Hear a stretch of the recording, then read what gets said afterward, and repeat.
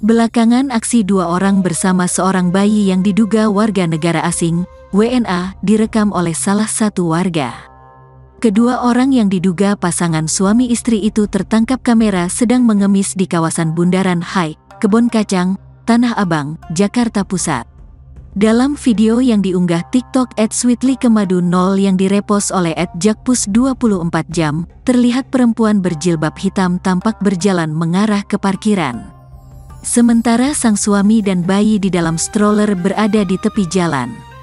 Dalam potongan videonya, terlihat suami itu dibantu oleh sejumlah orang mendorong stroller ke teras depan minimarket. Perekam video tersebut bertanya kepada para warganet adakah yang pernah dimintakan uang oleh pasutri tersebut. Tak sedikit warganet yang memberikan komentar terkait video tersebut.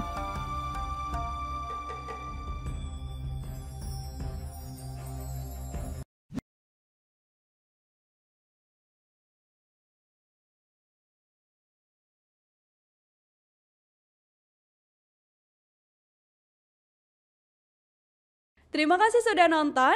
Jangan lupa like, subscribe, dan share ya.